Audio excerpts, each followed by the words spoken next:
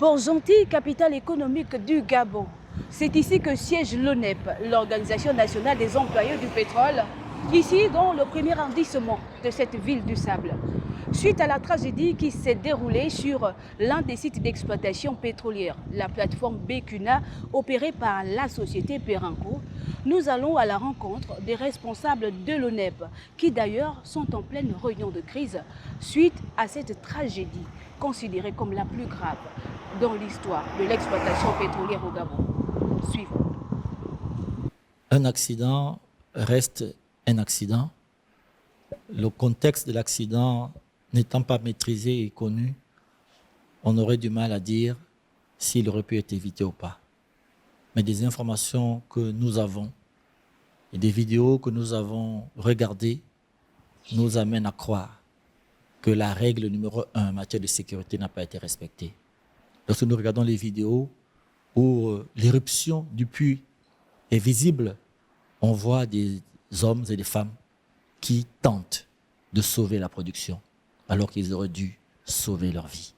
Parmi les rescapés de ce drame, un blessé à la jambe, actuellement hospitalisé à la clinique médicale EDK de Port-Gentil.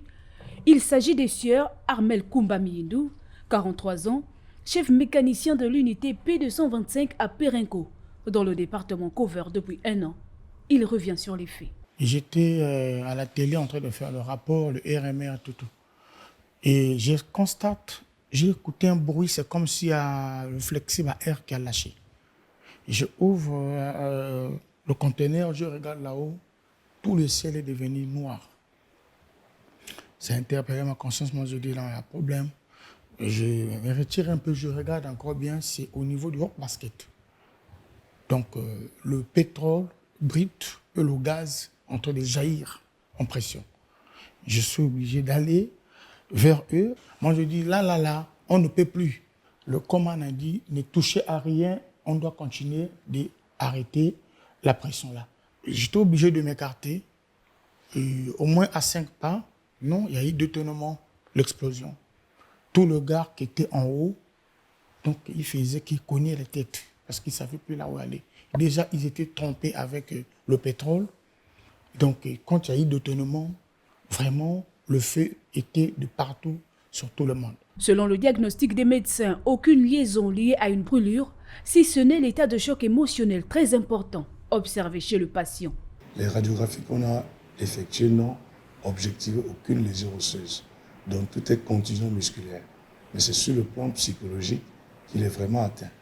Et en dehors de la prise en charge médicale clinique, on a également mis sur pied une prise en charge psychologique. Malgré le soutien des médecins et des membres de sa famille, le miraculé reste traumatisé, ne réalisant pas sa situation. Quant à l'ONEP, elle entend communiquer à l'endroit de ses membres et de ses adhérents dans les prochaines heures et des actions fortes seront annoncées quant à cette situation qui vient remettre sur la table la problématique d'insécurité en milieu professionnel.